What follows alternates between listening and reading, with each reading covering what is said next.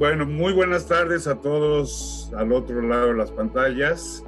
Bienvenido a la conferencia Lázaro Cárdenas, personaje del siglo XX en México y el mundo. El 19 de octubre de 1970 falleció el expresidente de México, Lázaro Cárdenas del Río. El general Cárdenas fue presidente de México de 1934 a 1940 y sin duda desarrolló el programa político, social y económico más incluyente y amplio del siglo XX mexicano. El plan sexenal del entonces Partido Nacional Revolucionario tuvo muchas coincidencias con el programa y la constitución de la Segunda República Española.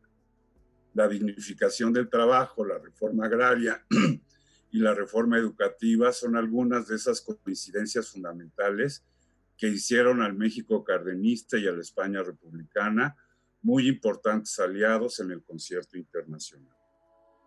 Pero especialmente su política antifascista activa en un mundo que toleró el avance de los totalitarismos, que restringían las libertades humanas y proclamó como nunca el peor colonialismo posible.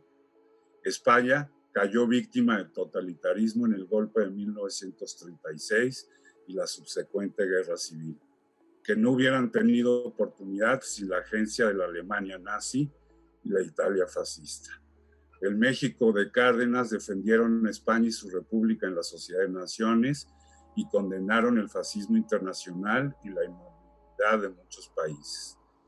Y ante la guerra injusta, protegió a miles de ciudadanos españoles y recibió a los exiliados con la generosidad de la hermandad.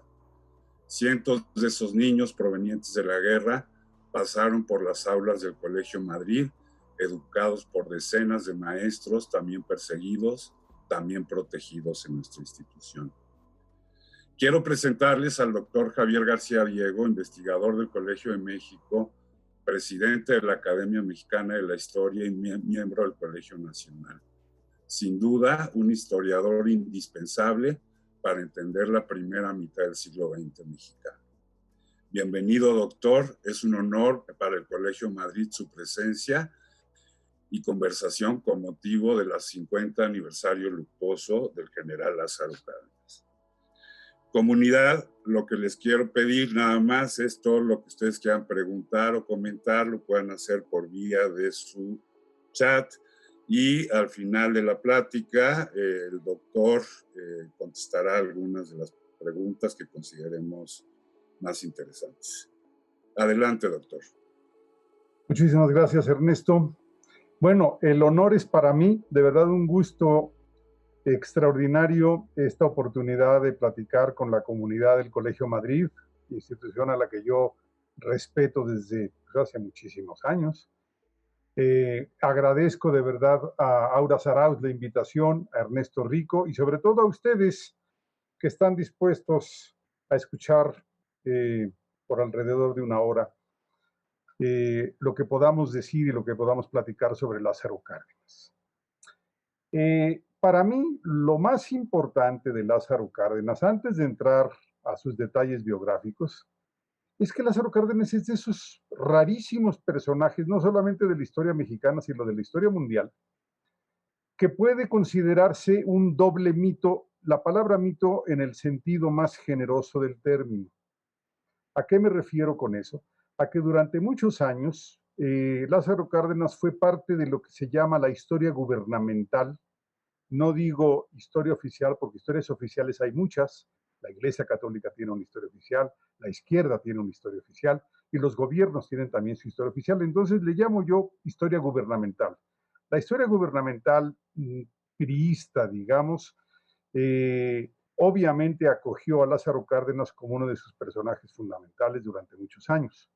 Luego pasó a ser más bien parte de la historiografía del discurso político ideológico del PRD y ahora desde hace unos 2 años del partido Morena. Repito, esto es un mérito que difícilmente se alcanza. Segundo elemento que quiero compartir con ustedes, Lázaro Cárdenas es una enorme paradoja histórica. Es un personaje muy elogiado, repito, por 2 corrientes político-ideológicas del aparato mexicano, pero muy pocas veces imitado. Elogiado, pero no imitado. Lo repito por última vez. Es un personaje, un presidente que no tuvo continuidad y mucho menos réplica. A lo largo de la historia, repito, solo en algunos momentos el presidente Echeverría decía que tenía a Lázaro Cárdenas como modelo y hoy, sin lugar a dudas, el presidente López Obrador hace también algunas referencias, menos que a Juárez, pero hace algunas referencias a Lázaro Cárdenas. No puede ser lo mismo. No reclamo el que no tenga réplicas. La historia depende de sus contextos y de sus circunstancias. El México del siglo XXI no es el mismo que el México de mediados del siglo XX. Sin embargo, hay cosas que nos dejó Lázaro Cárdenas que son intemporales. Honestidad, honestidad, moralidad, nacionalismo, sensibilidad social. Eso sí podemos decir que hay pocos presidentes que lo hayan tenido y que lo hayan tenido a raudales como lo tuvo él. También quisiera evitar, para poder entrar al personaje, los juicios morales. Lázaro Cárdenas, el único progresista, el único honesto, el único sensible, el único nacionalista, lo dije por una vez y no lo vuelvo a repetir. Obviamente también rechazo las descalificaciones generales. Para algunos historiadores y para algunos políticos mexicanos, Lázaro Cárdenas es el hombre que destruyó el campo, el hombre que trajo el corporativismo al aparato político mexicano. De ninguna manera es aceptable este punto. Creo que lo mejor, lo más conveniente, lo más pertinente para poder entender un personaje de esas dimensiones, de esa complejidad, de esa longevidad, uno de los títulos, o más bien el título de la conferencia, habla de Lázaro Cárdenas como personaje del siglo XX en México y en el mundo. Créanme, amigos y amigas del Madrid, Lázaro Cárdenas atravesó prácticamente el siglo XX, nació en 1895 y murió en 1970, por lo menos estuvo a lo largo de 3/4 del siglo XX con nosotros, y su impacto, repito, es todavía considerable. Segundo, es de los pocos presidentes mexicanos, de las pocas figuras mexicanas, ¿sí? Y en esto se diferenciaría notablemente con el presidente López Obrador, que tiene impacto internacional, que tuvo impacto internacional, que puso atención al escenario mundial. Y aquí ya lo acaba de decir Ernesto Rico. Voy a evitar ya, después de lo que dijo Ernesto Rico sobre la política exterior de Cárdenas, creo que lo dijo perfectamente y ya me evitó uno de los temas que pensaba tratar. Para poder entender entonces a Lázaro Cárdenas, voy a dar una visión histórica. ¿Qué significa aproximarme a él desde una perspectiva histórica? Significa hacerlo por periodos, por etapas, cada una con sus contextos, con sus objetivos, con sus circunstancias. Entonces, repito, van a ser 10 temas, 10 aproximaciones, y la primera se refiere a su vida privada, a su vida cívica. Lázaro Cárdenas nació en Jiquilpan, una población de Michoacán, ya más cerca de Jalisco más cerca de Guadalajara que de Morelia, evidentemente, en la Ciénega de Chapala. Es importante señalar que nació en Jiquilpan por lo que sigue. No únicamente porque fue el primer presidente de la postrevolución, si hacemos a un lado a su paisano Ortiz Rubio, que no procedía del norte, procedía de ese centro tradicional o del centro occidente tradicional, milenario. No es el norte dinámico, el norte pocho, el norte modernizante. Con Lázaro Cárdenas, la revolución no solamente se hizo un proceso modernizador, sino que también fue un proceso de introspección al interior de México. Lázaro Cárdenas se veía el ombligo. Lázaro Cárdenas veía al interior de la tierra. No en balde su hijo se llama Cuauhtémoc. Ahora, ¿qué significa nacer en Jiquilpan en 1895? Era haber nacido en un lugar cercano a un gran latifundio, la hacienda de La Guaracha, y también haber nacido en una zona que tenía presencia indígena y presencia mestiza, también algunos criollos. Esto lo hace especialmente significativo porque Lázaro Cárdenas conoció el problema del latifundismo y conoció el problema de las comunidades indígenas, ahora sí que desde nacido, desde su más, como dicen los cursis, desde su más tierna infancia. ¿Qué otras cosas podemos decir de este joven nacido en 1895 en Jiquilpan? Sus estudios, desgraciadamente, fueron pocos. No terminó la primaria, ¿sí? Porque su padre murió y él como hermano mayor se hizo responsable de la manutención de la familia. Siempre he pensado, no quiero dar una versión psicológica de la historia, pero siempre he pensado que el haber tenido que trabajar desde fechas tan tempranas, el haber sido responsable de la manutención de sus hermanos y de su madre, hizo de Lázaro Cárdenas un personaje tan serio, tan responsable. Pocas veces se le veía reír. Era un hombre de verdad que traía pues muchas responsabilidades sobre los hombros desde muy joven. El que no haya tenido estudios no quiere decir que fuera un hombre lerdo. Lázaro Cárdenas era un hombre intuitivo, aprendía de la realidad y siempre tuvo una enorme sensibilidad para la problemática social. Otra característica de él es que haber nacido en 1895 nos permite entender, justifica que Lázaro Cárdenas haya sido un revolucionario de la tercera generación. Por primera generación entendemos a los precursores y a los que participaron en la etapa maderista. Lázaro Cárdenas era un niño entonces. Por segunda generación se considera a los que lucharon contra Victoriano Huerta en 1913-1914. La tercera generación, a mi modo de ver, es a la que le tocó el proceso de pacificación y la reconstrucción revolucionaria. Ese fue Lázaro Cárdenas. Entonces, pasamos a su segunda etapa, ya su llegada a la vida pública, su entrada a la Revolución Mexicana. Una característica fundamental, haber nacido en Jiquilpan, haber nacido en el centro occidente del país, ¿sí? Lejos de donde estaban formándose los grandes ejércitos obregonistas sonorenses, villistas del norte central o carrancistas gonzalistas del noreste de México, ¿sí? Le impidió a Lázaro Cárdenas incorporarse desde un principio a este tipo de contingentes. Sus primeras militancias revolucionarias se dieron con jefes de la región, con jefes locales que no estaban, repito, incrustados en ninguno de los grandes ejércitos. Fue un inicio, digamos, modesto dentro de la Revolución Mexicana. Esto estamos hablando de 1913 más o menos. Para 1915, una vez que descienden los ejércitos del noroeste, los ejércitos del sonorenses, dominan la costa occidental y dominan parte del centro occidental de México, Lázaro Cárdenas pudo incorporarse al ejército del noroeste, pudo acercarse desde entonces a Plutarco Elías Calles. Plutarco Elías Calles va a ser su jefe, su mentor de 1915 a 1935. Una diferencia notable de años, una diferencia de una generación prácticamente.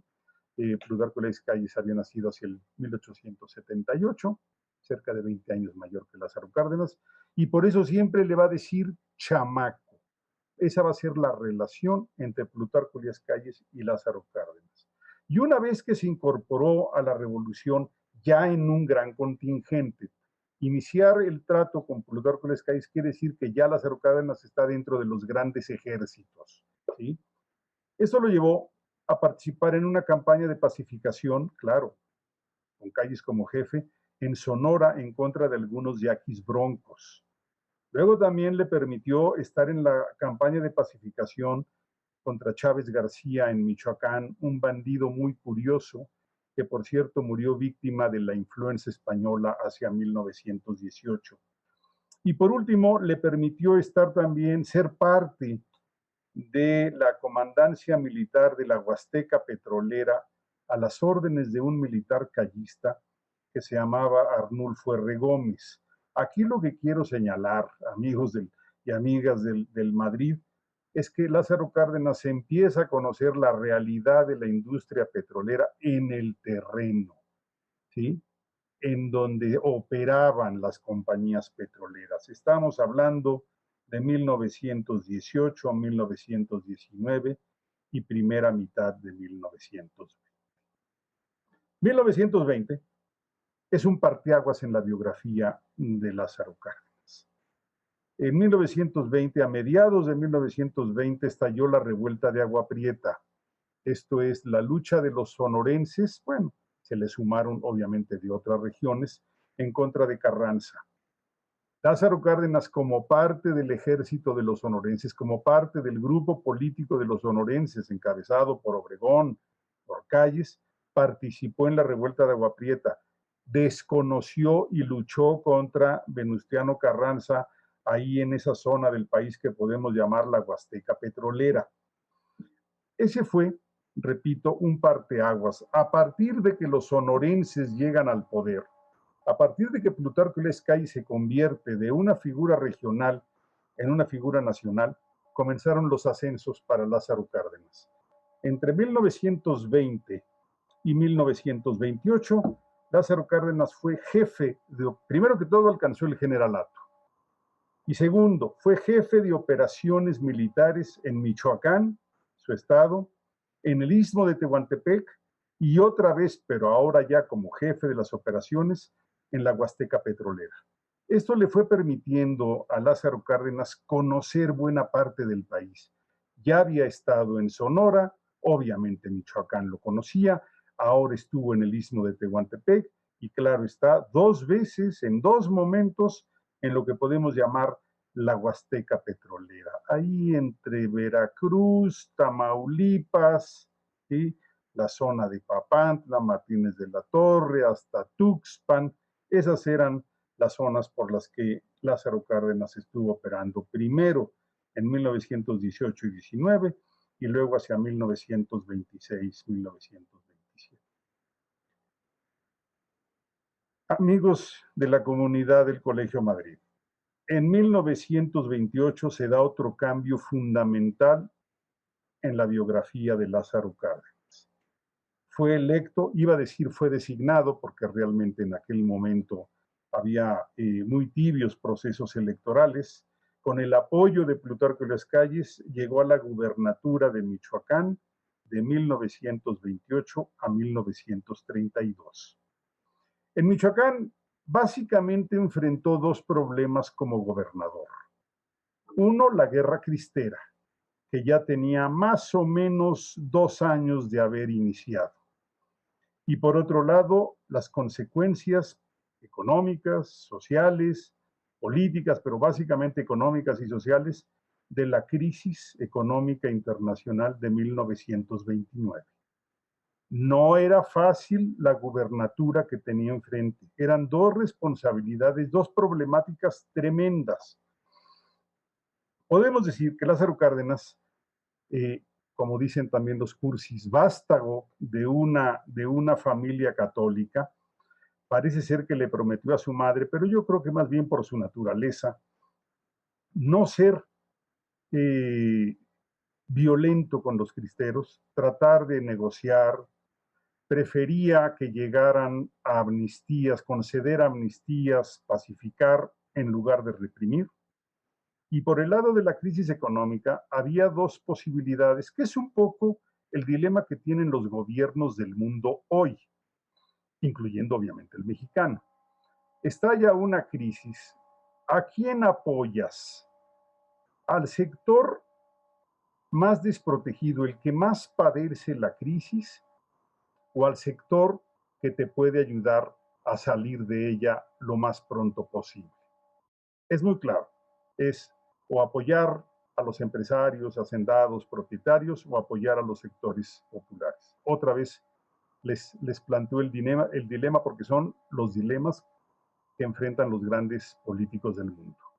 O apoyas al sector más desprotegido durante la crisis, o apoyas al sector que te puede ayudar a salir de ella más rápidamente.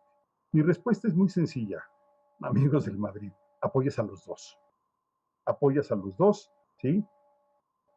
porque esa es la mejor manera de enfrentar la crisis. La gubernatura de Lázaro Cárdenas en Michoacán se caracterizó además por otras cosas. Uno, en 2 ocasiones pidió licencia, ¿sí?, para venir a Ciudad de México, para venir a la capital del país, a ser parte del gabinete. Fue secretario de Gobernación por unos meses, ¿sí?, de la presidencia de su paisano Ortiz Rubio. Y también abandonó la gubernatura por unos meses para venir a presidir el PNR. Esa es una muestra de confianza de Calles. Era el partido creado en 1929 por Plutarco Elías Calles. Pero yo quiero interpretar estas presencias de Lázaro Cárdenas de otra manera. Quiere decir que él había tenido hasta entonces una carrera militar. Recuérdenlo, jefe de operaciones en 3 zonas distintas del país. Luego una gubernatura. Esto es, pasó del ámbito militar a la política local, a la política regional. Una vez que llega a la Secretaría de Gobernación, aunque haya sido por poco tiempo, que viene a dirigir el PNR, Lázaro Cárdenas está pasando de la política local, de la política estatal, a la política nacional. Fíjense cómo va creciendo, engordando su currículum, creciendo su personalidad, creciendo en experiencias, definiendo su perfil. Al terminar la gubernatura, que podemos considerar de exitosa, repito, termina en 1932, pasó a ser secretario de guerra del presidente Abelardo Rodríguez. ¿Qué quiere decir esto? Que Lázaro Cárdenas es parte de la élite política y de la élite militar del país. Ya no hay duda que ese muchacho, porque en ese entonces tendría 38, 37 años, ¿sí?, es parte, repito, de las 2 élites, de la élite política y de la élite militar del país. Ahora, regresa a Ciudad de México y se ve inmerso en un conflicto. Él es, repito, secretario de guerra, pero es miembro del PNR, lo había dirigido incluso, se ve inmerso en un conflicto que puede resumirse de la siguiente manera. El PNR está dividido a la mitad, podríamos decir, partido por el eje, respecto a qué posición tomar frente a la crisis de 1929, frente a las secuelas políticas y sociales de la crisis económica mundial de 1929. Hay miembros del PNR que están a favor de soluciones conservadoras. Hay miembros del PNR que están apoyando soluciones progresistas. Hay otros miembros, por ejemplo, Plutarco Elías Calles, que tiene posiciones ambiguas. En algunos ámbitos está en favor de medidas progresistas, en otras no, en otras más bien se inclina a lo conservador. Dejemos así este dilema para poder señalar que a finales de 1933 tuvo lugar una convención del PNR y en esa convención se tomaron dos decisiones muy importantes. Cárdenas fue designado candidato del PNR para la presidencia del país. Esto es, tendría que hacer campaña durante los meses siguientes, pues las elecciones tendrían lugar a mediados de 1934. Cárdenas, repito, candidato presidencial, aún no cumplía, ¿sí?, los 40 años. Y por otro lado, esa convención del PNR elaboró un plan sexenal del que ya nos habló precisamente Ernesto Rico en su introducción. Bueno, el plan sexenal que emite el PNR para que sea el programa de gobierno de su candidato Lázaro Cárdenas contiene ya algunos elementos muy importantes. Por ejemplo, compromete al PNR, compromete a su candidato a impulsar la reforma agraria. Lo compromete también a apoyar la organización de los trabajadores. Piensen ustedes que no había una sindicalización universal todavía en México. Lo compromete también en favor de los indígenas, en favor de la educación socialista que se empieza en ese momento hacer, digamos, el trabajo para llevarlo a una reforma constitucional, para llevar al artículo 3 a la reforma constitucional. Esto quiere decir que en el PNR se estaba imponiendo la corriente progresista, el grupo progresista. Pero también quiere decir, jóvenes, que Lázaro Cárdenas no estaba solo. Por eso no me gusta esta interpretación del único progre, el único nacionalista, el único honesto, porque para lograr que dentro del PNR Cárdenas sea designado candidato y se elabore un plan sexenal con las características que tenía ese plan sexenal, quiere decir que había un grupo, y un grupo fuerte, un grupo bueno, ¿sí?, que logró que se impusiera, al menos en esas dos instancias, la corriente progresista dentro del PNR. Ahora bien, uno se podría preguntar por qué ganó la candidatura Lázaro Cárdenas. ¿Era un miembro exclusivo del grupo progresista dentro del PNR? Pues yo les contestaría de la siguiente forma. Lázaro Cárdenas obtuvo el apoyo de ambos grupos. Sí recibió el apoyo de Plutarco Elías Calles, obviamente, si no hubiera sido muy difícil ganar la candidatura. También recibió el apoyo de caudillos como Juan Andreu Almazán, ¿sí?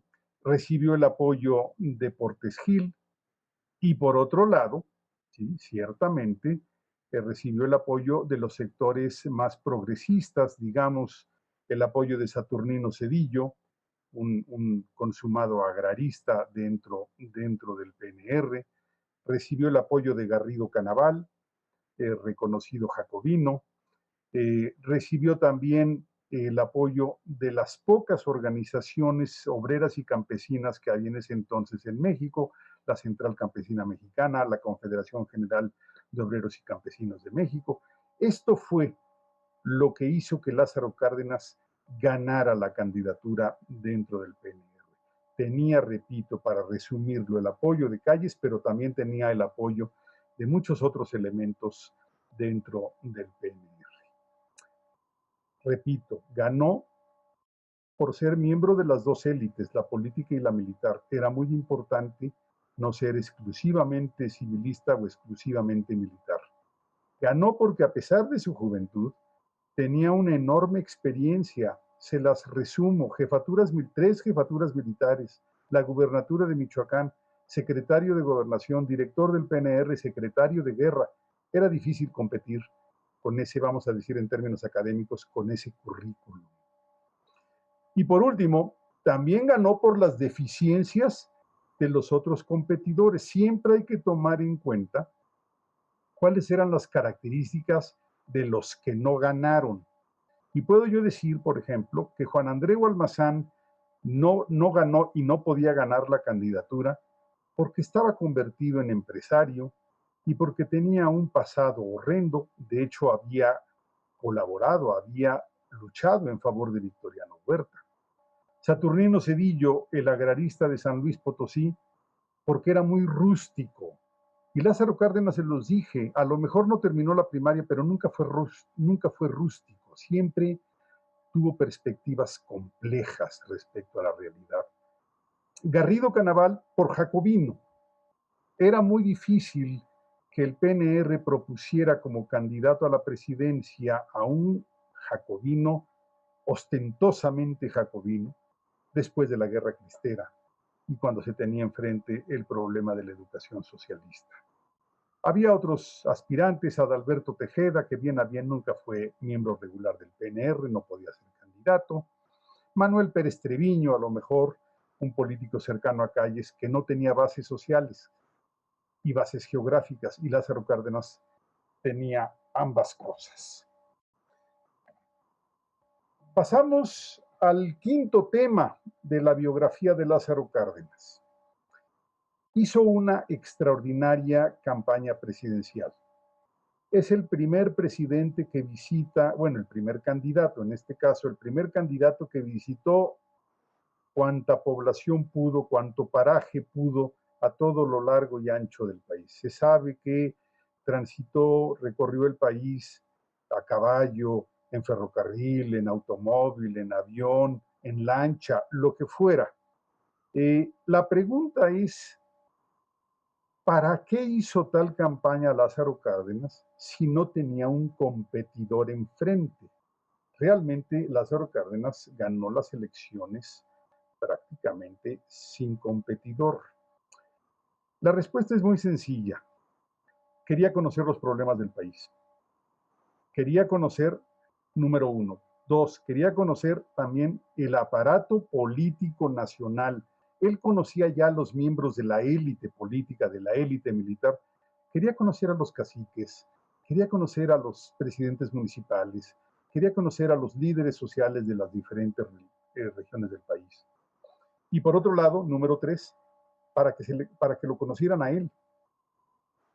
Cárdenas, hasta ese momento, repito, era miembro del equipo callista y lo que él quería era tener una personalidad propia. Desde entonces está dando señales de que él quiere tener pronto una personalidad propia. Sexto elemento de su biografía. Cárdenas asume la presidencia a finales de 1934, 1 de diciembre de 1934, y asume la presidencia como parte del grupo callista. El gabinete con el que inicia su presidencia es un gabinete callista. Parecía que Lázaro Cárdenas iniciaba la presidencia como una continuidad, como una prolongación de ese periodo que llamamos en la historia de México el Maximato. Maximato porque se refiere a Plutarco Elías Calles, porque se refiere al jefe máximo, que ese era el apodo que tenía Plutarco Elías Calles. Sin embargo, Lázaro Cárdenas, tan pronto asumió la presidencia, empezó a tomar medidas, o por lo menos a anunciarlas, de claro corte progresista. Dijo simpatizar inmediatamente con los reclamos de los trabajadores, ofreció intensificar el reparto agrario y de hecho comenzó haciéndolo, comenzó apoyando rápidamente a reclamos de trabajadores, apoyos a huelgas, apoyos a procesos de sindicalización y, repito, ofreciendo reparto agrario. ¿Qué sucedió ante esta postura de Lázaro Cárdenas? A mediados de 1935, o sea, 6 o 7 meses después de haber asumido Lázaro Cárdenas la presidencia, repito, con el apoyo de Calles, y no solamente con el apoyo, con el beneplácito y la elaboración conjunta del gabinete, Calles se presentó en Ciudad de México e hizo un regaño público, ¿sí?, en contra de Lázaro Cárdenas. Lo acusó de estar teniendo una política irresponsable, peligrosa, lo acusó incluso de poder llevar al país al caos por su apoyo al movimiento obrero y por sus ofertas de reparto agrario. Clarísimamente vemos cómo Calles se inclina cada vez más hacia la opción conservadora dentro del PNR. Ese regaño público de Plutarco Elías Calles quiere decir que antes había hecho conminaciones en privado, o por lo menos podemos suponer que antes de ese regaño público le había mandado mensajes a Lázaro Cárdenas a través de mensajeros de confianza, interlocutores ideales, o repito, tal vez la posibilidad de haberlo hecho directamente. Este es otro parteaguas en la biografía política de Lázaro Cárdenas, y no solamente eso, en la historia política nacional. Lo que hace Lázaro Cárdenas tan pronto recibe el regaño de Plutarco Elías Calles, un regaño público, un regaño que motivó que parte de la clase política aplaudiera la actitud de Calles y dijera: vaya, ya vino el jefe máximo, ya regresó nuestro verdadero conductor, qué bueno que va a poner en orden a este presidente joven e inmaduro. Esa era la postura típica del maximato. Así había procedido con Pascual Ortiz Rubio clarísimamente. Cárdenas actuó de una manera muy sorpresiva para Plutarco Elías Calles. ¿Sí? Rechazó los regaños y se definió abiertamente como obrerista y como agrarista. No solamente eso, comenzó a desmantelar todo el aparato callista que estaba alrededor de él. El mismo día que recibió el regaño, cambió todo el gabinete. Cambió al dirigente del PNR. Cambió al jefe de la primera zona de operaciones militares. Ustedes me van a preguntar por qué. Es obvia la respuesta: para evitar un cuartelazo, para evitar un alzamiento militar, porque la primera zona militar cubre lo que es la sede de los poderes federales. Empezó a desaforar diputados, a desaforar senadores, a cambiar gobernadores. Todo esto entre julio de 1935 y finales de ese año. Algo más importante, este desmantelamiento se hizo sin gastar, sin invertir, sin derramar una gota de sangre. Esto es una cosa inédita porque la resolución de los conflictos políticos hasta la década anterior siempre había sido mediante procedimientos violentos. Lázaro Cárdenas lo hizo. Hay dos símiles. Uno dicen que como cirujano y hay otros que dicen que como relojero. Yo me quedo con la opción del relojero. El cirujano derrama sangre. Y si tienen duda al respecto, les recomiendo que hoy mismo, mañana más tardar, lean El Mercader de Venecia de Shakespeare para que vean lo que tiene que ver con un derramamiento de sangre en una operación de cirujano, por cierto, para no salirme del tema. Otro problema que está ahí presente es que cuando Calles vino a Ciudad de México y regañó a Lázaro Cárdenas, los obreros y los campesinos fueron obligados a tomar una decisión. Los obreros y los campesinos se dieron cuenta perfectamente que en ese conflicto entre el jefe máximo y el presidente formal del país, el presidente constitucional, el presidente electo, si ganaba el jefe máximo, ¿sí?, el futuro de los obreros y de los campesinos se ensombrecía, porque ese jefe máximo no simpatizaba con las demandas de los trabajadores ni con las solicitudes de tierras de los campesinos. Por lo tanto, los obreros y los campesinos tomaron la decisión de apoyar con todo, ¿sí?, al presidente constitucional. De hecho, los obreros inmediatamente organizaron el Comité de Defensa Proletaria. Para ellos era vital que en este pleito en la cúpula del poder, este pleito en el Olimpo entre el presidente y el jefe máximo, fuera ganado por el primero, fuera ganado por quien los iba a apoyar, fuera ganado por quien simpatizaba con la satisfacción de sus reclamos. Entonces, repito, obreros y campesinos le dieron a Lázaro Cárdenas un respaldo popular inédito. Hasta ese momento, los grupos de campesinos y de trabajadores no participaban en las diferencias de la cúpula política. Este es otro momento inédito. Otro error de Plutarco Elías Calles, y miren que me cuesta trabajo tener que reconocer que un hombre tan talentoso como había sido Plutarco Elías Calles comenzaba a cometer errores. El error es de verdad muy, muy claro. Él creyó que el maximato podía prolongarse indefinidamente. No se dio cuenta que el maximato había sido una fórmula de excepción, una fórmula, sí, para solucionar el vacío de poder provocado por el asesinato de Álvaro Obregón. Pero el maximato no se podía prolongar. La diarquía era nefasta, era negativa para el país. El maximato, repito, fue una buena solución de corto plazo para resolver el vacío de poder de la muerte de Álvaro Obregón, pero Lázaro Cárdenas entendió que el maximato debía acabar en ese momento e iniciar. Por eso dije, no es únicamente importante para la biografía de Lázaro Cárdenas, sino que es importante para la historia política de este país, el fin del maximato a principios de 1936, finales de 1935, y el inicio del presidencialismo. ¿Qué más podemos decir de este conflicto que duró alrededor de 9 meses?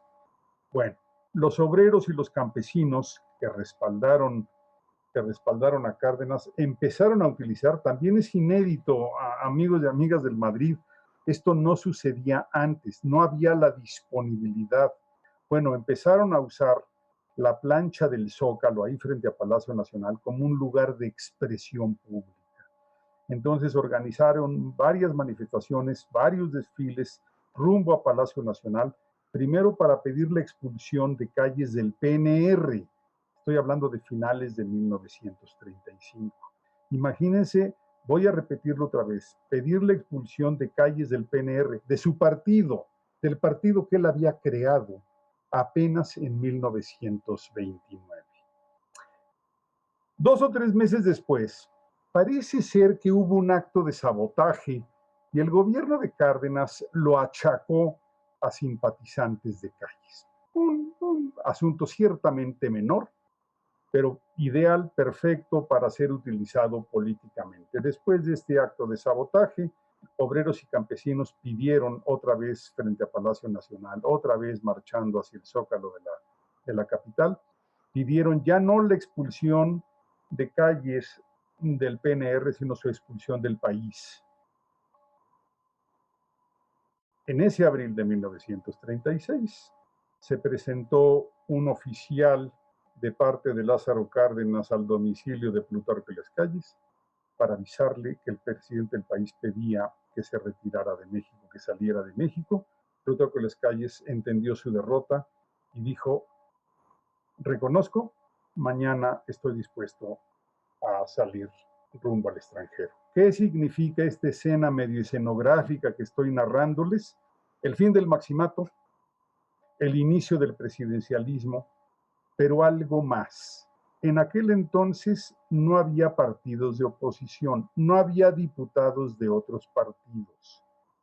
Había diputados del PNR callistas y había diputados del PNR cardenistas. Para ese momento ya no había diputados, o había muy pocos, o lo escondían en caso de serlo, ¿sí?, diputados callistas. Se había, digamos, reciclado la clase política ante el triunfo político de Lázaro Cárdenas. Pero lo que quiero decir es esto: en ausencia de diputados de oposición, de partidos de oposición, la oposición era interna.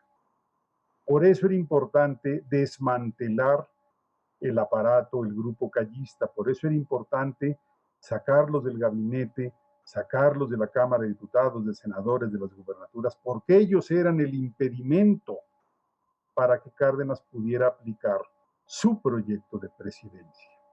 Ahí estaba la oposición era interna. Una vez acabado el callismo, repito, principios de 1936, Lázaro Cárdenas pudo, no me gusta la palabra, implementar, iniciar, ¿sí?, su proyecto presidencial. Entonces, pasamos ya al siguiente punto, al punto número 7 de su biografía, que es la presidencia de Lázaro Cárdenas, que en términos formales se prolonga de 1934 a 1940. Pero, amigos del Madrid, amigas del Madrid, los tiempos históricos no son los mismos que los tiempos cronológicos.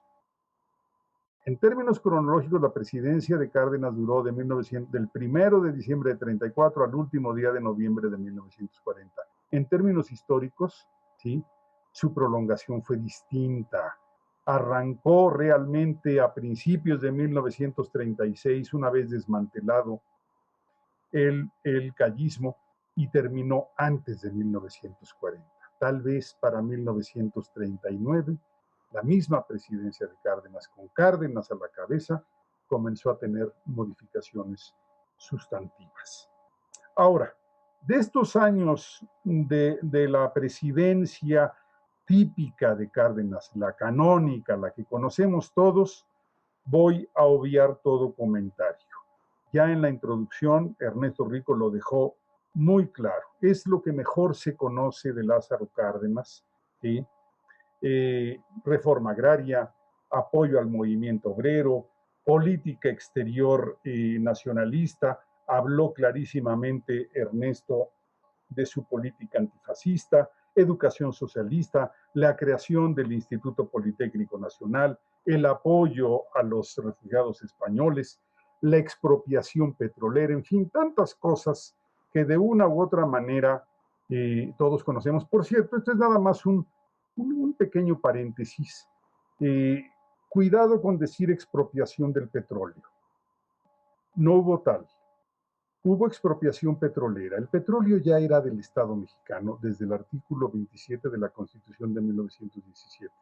Lo que se expropió, ¿sí?, fue a las compañías. El petróleo no se podía expropiar porque ya era del Estado mexicano. Lo que se expropió, y basta con leer el decreto expropiatorio, son las oficinas, los pozos, los tubos, los automóviles, las lanchas, lo que fuera, las oficinas en su conjunto, los muebles, todo el instrumental de las compañías. Pero el petróleo ya era de México. Entonces, por favor, digan la expropiación petrolera, no la expropiación del petróleo.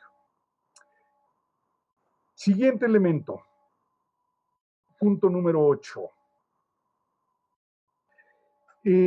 Lázaro Cárdenas fue, ya lo vimos, un extraordinario político, la intuición de entender qué era lo conveniente ante la crisis de 1929, la intuición de entender que lo mejor ante los cristeros era hacer más bien una política tolerante, humanitaria, porque ustedes saben, los problemas, los conflictos religiosos tratados únicamente en la instancia violencia no terminan de resolverse. Esto lo entendió clarísimamente Lázaro Cárdenas. Repito, era un hombre de enorme intuición, era un político, pero también era un estadista. O sea, ya lo vimos actuando como político al desmantelar al aparato de Plutarco Elías Calles, pero fue un extraordinario estadista. Hay que verlo simplemente en su política exterior.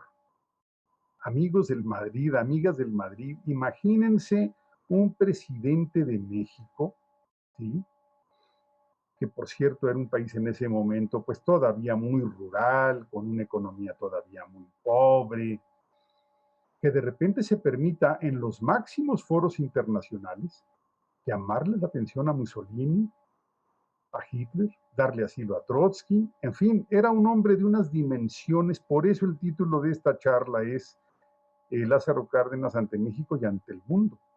Es, yo creo, el presidente mexicano con mayor impacto internacional, no me cabe la menor duda. El otro, pues fue Benito Juárez. Imagínense lo que se dijo y lo que se supo en Francia, ¿sí?, de Lázaro Cárdenas. Bueno, volvíamos a lo del estadista. Lázaro Cárdenas no dio concesiones sociales como si fuera un líder social. Lázaro Cárdenas otorgó concesiones desde la figura presidencial, ¿sí?, con todo, digamos, la fuerza y la prosapia de la figura presidencial. Y entonces, a cambio de esas concesiones, organizó a los obreros en una confederación, en una institución nacional, la CTM, en 1936. Antes había impulsado, ¿sí?, la creación de sindicatos nacionales de varios ámbitos del país, ferrocarrileros, maestros, petroleros.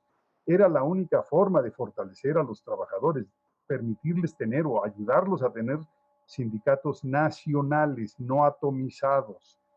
Y 2 años después hizo lo mismo, a cambio de la reforma agraria, lograr que los campesinos se organizaron en una confederación nacional. Hasta ese momento los campesinos estaban organizados en ligas agrarias estatales que dependían del humor del gobernador en turno o del líder agrario, en caso de tenerlo, de ese estado. Lázaro Cárdenas logró que con la CTM y con la CNC creada en 1938 se reformara el PNR, el Partido Callista, que era un partido de políticos profesionales, que se convirtiera en el PRM un partido de sectores sociales. 4 sectores: el obrero, el campesino, el militar. Cárdenas siempre fue el general Cárdenas, y también un sector, digamos, de trabajadores del Estado, de burócratas. Esta medida, ¿sí?, es extraordinariamente importante para la historia nacional. Al darle apoyos sociales al Estado mexicano, al darle bases sociales, al ampliar las bases de apoyo del Estado mexicano, le dio una estabilidad, ¿sí?, de la que nos hemos beneficiado hasta hoy.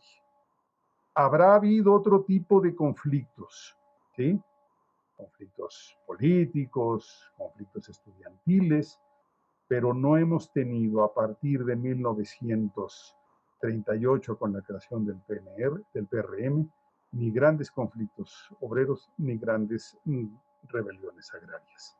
Esto fue mérito de Lázaro Cárdenas.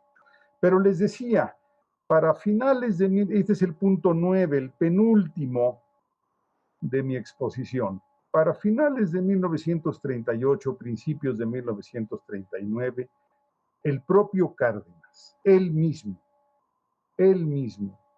cambió su estrategia política, cambió su proyecto nacional. Se dio cuenta, repito, era un extraordinario político, un auténtico estadista.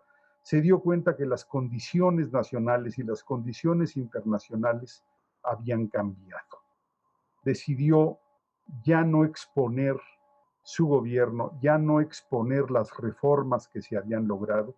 Ya no hubo más repartos agrarios a partir de finales de 38, ya no hubo más expropiaciones, ya no hubo más grandes movilizaciones obreras.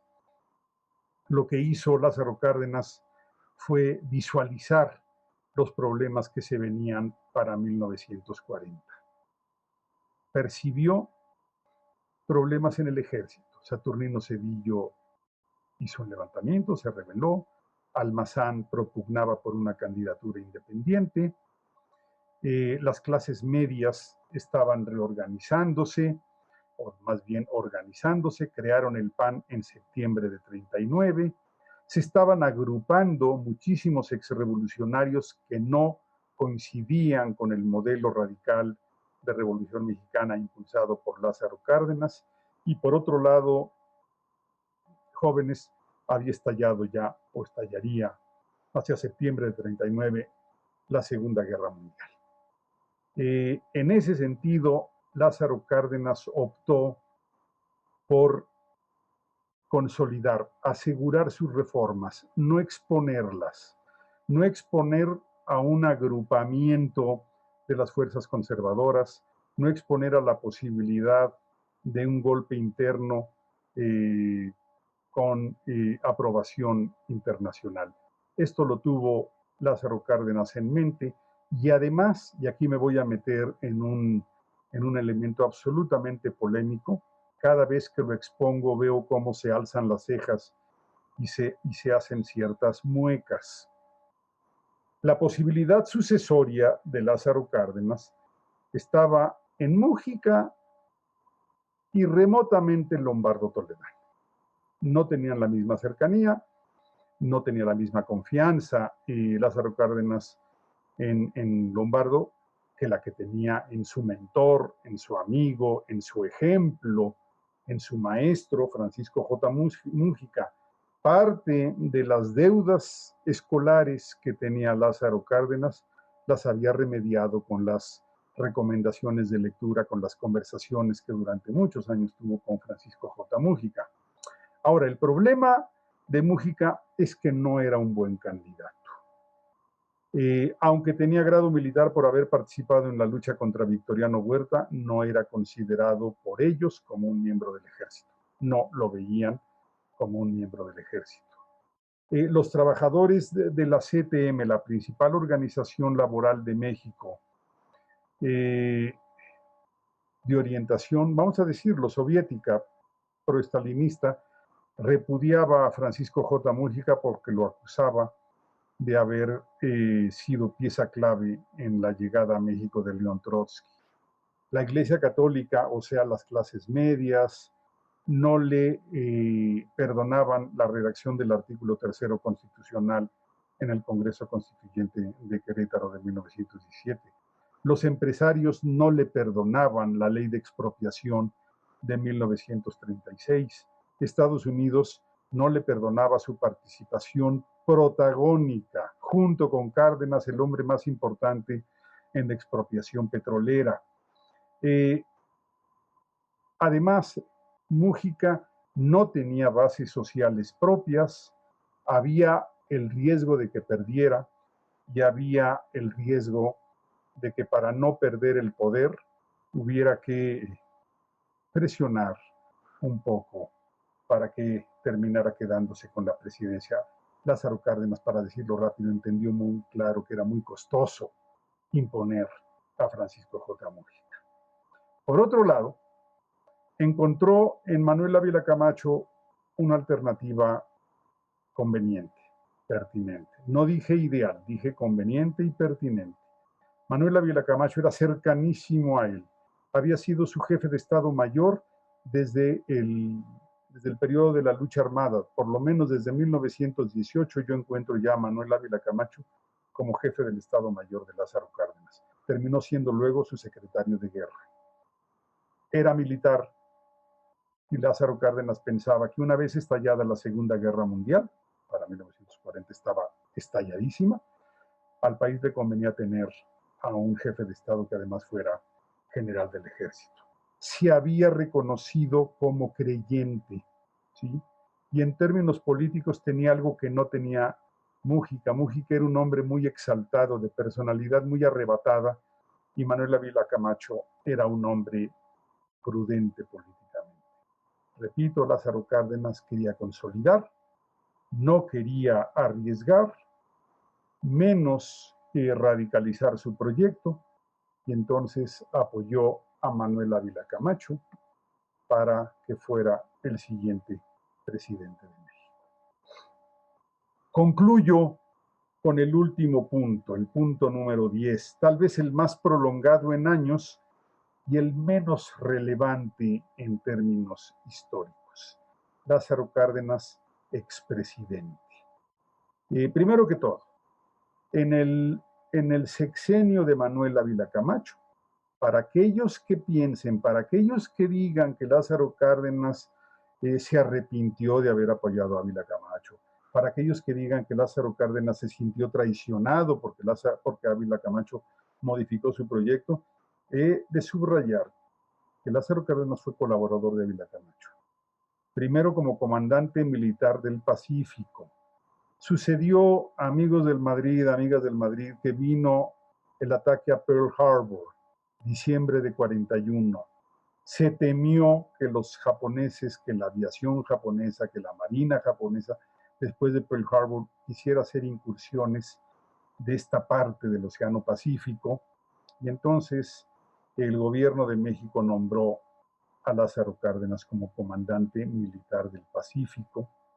¿Sí? Y cuando México entró a la guerra como país beligerante, el famoso Escuadrón 201, mediados de 1942, septiembre de 1942, hasta el término de la guerra, agosto de 45, Lázaro Cárdenas fue secretario de la Defensa Nacional, cambió de nombre de Secretaría de Guerra a Secretaría de la Defensa, fue el primer secretario de la Defensa con Manuel Ávila Camacho.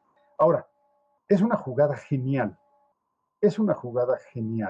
el haber nombrado a Lázaro Cárdenas tanto como comandante militar del Pacífico como secretario de Defensa.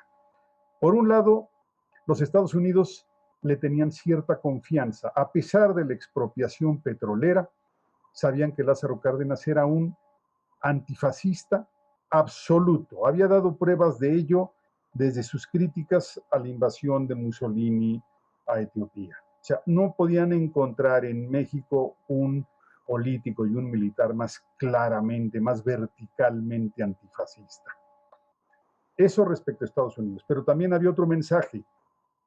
Lázaro Cárdenas, con su nacionalismo, con la expropiación petrolera y demás, daba el mensaje clarísimo de que no iba a ser un comandante militar o un secretario de guerra demasiado consecuente con Estados Unidos, que no les iba a permitir más allá de lo que la colaboración militar en la Segunda Guerra Mundial exigía.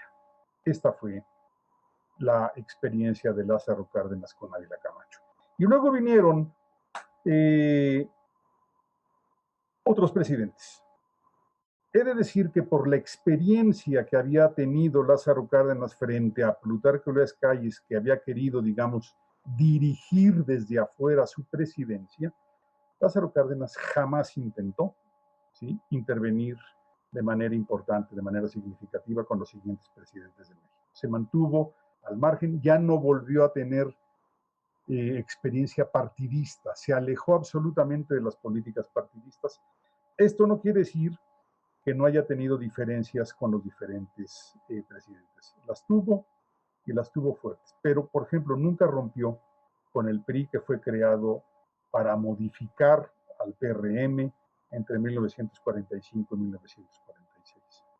Con Alemán tuvo una relación fría. Alemán representaba la némesis, la antípoda del gobierno, del proyecto histórico de Lázaro Cárdenas, y además, repito, había modificado el PRM para convertirlo en PRI. Con Ruiz Cortines, el siguiente presidente, Ruiz Cortines siempre sospechó que Lázaro Cárdenas había simpatizado con la candidatura de Enríquez Guzmán, y además Lázaro Cárdenas fue muy claro, incluso públicamente, en sus críticas al golpe en contra de Arbenz en Guatemala. Durante la presidencia de López Mateos, los separaron la abierta simpatía, la presencia de Lázaro Cárdenas en la Revolución Cubana y el asesinato de Rubén Jaramillo y su familia. Fueron dos situaciones que pusieron en situación muy tensa a López Mateos y a Lázaro Cárdenas. Con Díaz Ordaz le reclamó siempre la excesiva represión a los movimientos estudiantiles, y en particular al movimiento estudiantil de 1968, aunque también estaba el antecedente del de 1966, si no mal recuerdo, en su propio estado. Lázaro Cárdenas, por otro lado, mantuvo una labor social, ¿sí? Estuvo al frente de la cuenca del Tepacaltepec, estuvo al frente de la Comisión del Río Balsas, y poco antes de su muerte, en 1969, en un proyecto que él tenía, el proyecto siderúrgico Las Truchas, que hoy lleva su nombre, allá en la población de Lázaro Cárdenas, en Michoacán. Murió al año siguiente, en octubre de 1970. Lázaro Cárdenas preparaba un texto para el 60 aniversario de la Revolución Mexicana. Ya no lo pudo leer porque, repito, él murió en octubre y la conmemoración era el 20 de noviembre. Ese texto se conoce como el Testamento Político de Lázaro Cárdenas. Reclama que la Revolución Mexicana, el proceso postrevolucionario, esté desorientado, esté perdiendo sus principales lineamientos, sus principales ideales, y ese es, amigos y amigas del Madrid, el legado que nos dejó Lázaro Cárdenas. Personaje extraordinario, político y estadista extraordinario, y bueno, eso es lo que yo les quería platicar de este señor inmenso, inmenso, que ayer cumplió 50 años de habérsenos adelantado. Pero yo creo que Lázaro Cárdenas siempre va a quedar en la memoria histórica de los mexicanos y mexicanas. Y ahora sí, estoy dispuesto a sus críticas, comentarios y preguntas. Y muchísimas gracias por su atención. Excelente, doctor. Muy interesante cómo es un presidente que realmente conoce el país desde el terreno. Creo que eso hace mucha diferencia. Muchísima, muchísimo. Y lo siguió conociendo, ¿eh? Él mismo se iba en su coche al Tepalcatepec, a las Balsas. Nunca dejó de recorrer México. Sí, sí, claro que es una diferencia. Vamos con preguntas del público. Si quieren ustedes escribirlas en el chat o en el menú de preguntas y respuestas. Pérez Úñer nos comenta qué relación tenía con Pascual Orozco Rubio. Con Pascual Ortiz Rubio. Pascual Ortiz Rubio. Bueno, el paisanaje. Pascual Ortiz Rubio fue un viejo revolucionario. Él comenzó a oponerse al gobierno de Porfirio Díaz, desde su natal Morelia, fue un estudiante que se opuso al gobernador Aristeo Mercado allá en Michoacán. Fue un revolucionario, yo diría, muy digno. A lo mejor no era un hombre ni protagónico ni de muchas luces. Terminó Ortiz Rubio rompiendo con el equipo de Calles hacia entre 1930 y 32. Ya para 32 la relación está absolutamente perdida. De hecho, Calles lo presiona para que presente su renuncia. Y claro está, Ortiz Rubio siempre va a considerar que Cárdenas era parte de ese equipo callista que no lo trató muy bien durante la presidencia del país. Pero miren, aprovecho esta pregunta. A mí de repente me dicen, bueno, ¿tú qué eres? Maderista, carrancista, cardenista, callista.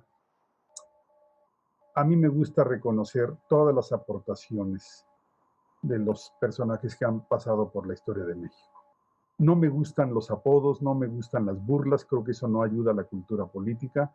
Y empecemos mejor a reconocer que Pascual Ortiz Rubio también fue revolucionario y también hizo sus aportaciones. Gracias. Gabriela Ánimas nos pregunta, maestro, ¿cuándo se empieza a reconocer a Lázaro Cárdenas como un gran estadista al que se le hacen homenajes? Extraordinaria pregunta. Hay una investigación hecha hace unos años. Simplemente se contó el número de veces que se mencionaba la palabra Lázaro Cárdenas en la Cámara de Diputados. Regreso a mi último comentario, a uno de los comentarios de la última parte. Tuvo mala relación con los presidentes a partir de Miguel Alemán, con unos peor que otras, pero con ninguno buena. Ahora, Cárdenas siempre fue muy discreto. Le decían la esfinge de Jiquilpan. Nunca hizo declaraciones estridentes en contra del presidente en turno. Se sabía que había diferencias, ¿sí? Clarísimas, nunca se ocultaron, pero nunca insultó a un expresidente. Ahora, él murió en octubre de 1970 y Luis Echeverría tomaría posesión el 1 de diciembre de ese año de 1970. Y uno puede ver cómo en la Cámara de Diputados prácticamente no se menciona Cárdenas de 1946 a 1970, y una vez muerto, Luis Echeverría lo tomó como estandarte, como ejemplo, y es a partir de entonces cuando Lázaro Cárdenas se convirtió en figura nacional. Siguiente parte de la respuesta. Cuando Cuauhtémoc y otros políticos fundan el PRD, se escinden del PRI, fundan el PRD, Lázaro Cárdenas dejó de ser tan mencionado por el aparato político priista y pasó a ser más bien un personaje histórico de la oposición, de estos que veían con nostalgia la pérdida de rumbo de la Revolución Mexicana. Entonces, hoy en día, Lázaro Cárdenas es más mencionado por los opositores, bueno, ahora ya no opositores desde hace 2 años, que por los políticos priistas, quienes lo tuvieron como propio de 1970 a finales de los 80s, 90s. Muy bien. Eduardo Aguilera nos pregunta, ¿podría explicar mejor la participación de Cárdenas durante la Segunda Guerra Mundial frente a Estados Unidos en Baja California? Pues no es que la pueda explicar mejor, simplemente voy a repetir lo que dije. Lázaro Cárdenas termina su presidencia, apoya como sucesor a Manuel Ávila Camacho porque él está absolutamente convencido de que se requiere un militar al frente del país durante la coyuntura de una guerra mundial. Lázaro Cárdenas está cerca, pero digamos se ha retirado del poder. Viene el ataque a Pearl Harbor. El Pacífico se convierte en una zona vulnerable. No hay, piensen que Estados Unidos todavía no es un país beligerante. No se sabe cuáles son las perspectivas de Japón, cuáles son sus objetivos, hasta qué parte del Pacífico va a querer dominar. Entonces, Baja California y todo el Pacífico mexicano se convierte en una zona vulnerable y por eso se acuerda que México va a tener, por cierto, no nada más el Pacífico, también se acuerda que va a tener 2 comandancias militares extraordinarias. Una en el Golfo para evitar los ataques de los submarinos alemanes, que se le asigna a Abelardo Rodríguez.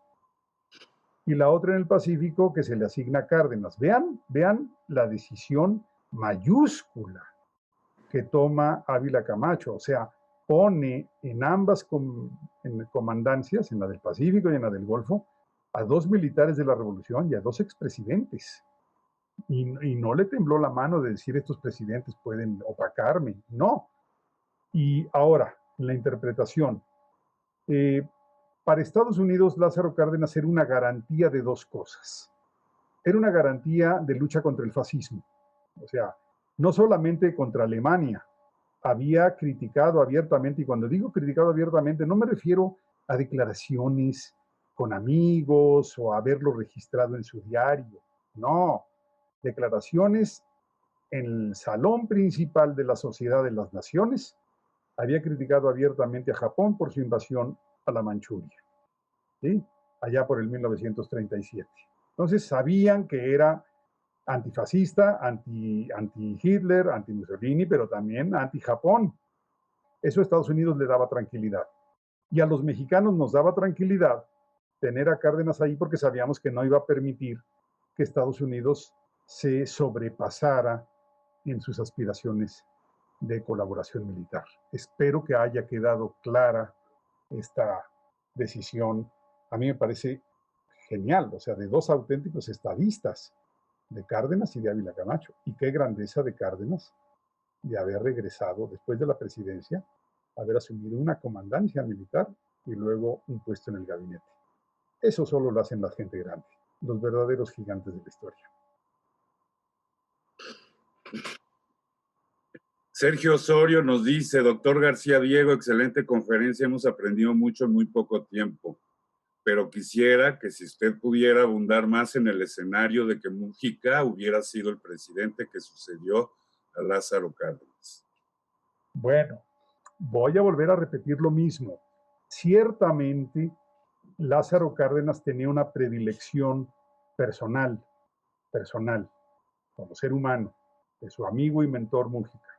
Tenía una preferencia ideológica por él, lo consideraba su mentor y lo consideraba un político fundamental, al grado de haberle confiado y solamente a él el tema de la expropiación petrolera. O sea, esas cosas no se discuten ni con otros miembros de tu equipo, de tu gabinete, solo con los que les tienes extraordinaria, total confianza. Es el caso de Mújica. Sin embargo, Cárdenas, esto estamos hablando de marzo de 38.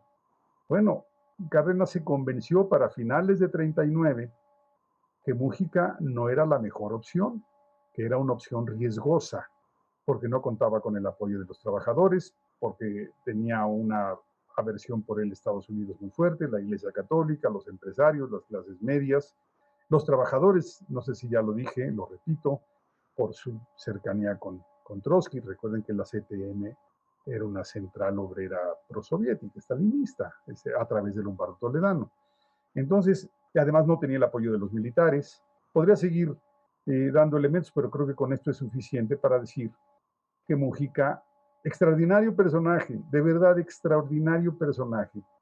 ¿Sí? A pocos mexicanos yo admiro tanto en estos años, hasta 54 que murió, y desde que comenzó su lucha política en su natal Tinguindín, que precioso nombre allá en Michoacán, cerca de Zamora. Extraordinario personaje, pero no era conveniente como sucesor en la presidencia de Lázaro Cárdenas. Eso hay que entenderlo, nos cuesta a veces aceptar estas cosas, pero así es el curso de la historia. Así es la política, quien quiera que me haya hecho esa pregunta. Es canija la política. Así es, a veces hay que tragar sapos. Tragar sapos, así es.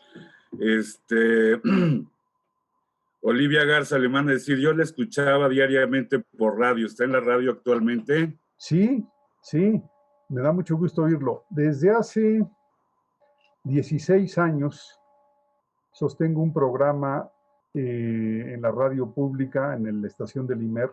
Los sábados, es el mismo programa, se repite, lo doy el sábado en la estación Horizonte, que a los jóvenes les gusta mucho porque a veces hay rock y hay jazz. Y el domingo, más temprano, a las 9 de la mañana, en Opus 94, para los que les gusta la música clásica. Es el mismo programa, lo pueden oír o el sábado a las 11 o el domingo a las 9. Este mes se lo estoy dedicando a Lázaro Cárdenas, por completo, todo el mes. Y también lo pueden oír por podcast, o sea, ustedes se meten al podcast del IMER y lo pueden oír a las 3 de la madrugada de un martes si tienen insomnio. Claro que lo escucharemos. Una última pregunta que un espectador anónimo dice: ¿qué nos podría decir sobre la legalización de las drogas en 1940? Es un tema que no conozco, pero a ver, lo que yo sé del tema es que Estados Unidos, cuando se mete a la Segunda Guerra Mundial y va a tener pues muchas casualties, van a tener muchos heridos entre los soldados norteamericanos, le pidió a México pues que le ayudara con cierta producción de heroína para hacer algunas medicinas en contra del dolor. El problema es que esos heridos de guerra que pasaron por la experiencia de la heroína, muchos de ellos se hicieron adictos y bueno, ahí comenzó la historia del negocio. Eso es lo que yo sé del tema. Y bueno, pues muchísimas felicitaciones de muchas gentes del público. La verdad es que un lujo, un gusto. Y bueno, pues tenemos la tarea de escuchar los podcasts, porque la verdad es que es muy, muy interesante. Muchísimas gracias a todos. Pues yo creo que damos por concluido esto. La verdad es que es un lujo. Aprendimos muchísimo en muy poco tiempo y excelente. Bueno, pues queda la relación con el Colegio Madrid. Como miembro del Colegio de México, pues somos prácticamente hermanos. Todo mi cariño y todos mis saludos y mi agradecimiento por esta invitación. Y adiós a todos. Pues muchas gracias, estuvo fabuloso realmente. De verdad, entrañable escucharte, aprendimos mucho y además tienes esa facultad de platicarlo y meternos ahí en... No, mil gracias, de verdad, muchísimas gracias. Muchísimas gracias. Saludos. Gracias, muchas gracias. Gracias. Adiós a todos. Bye. Adiós. Gracias.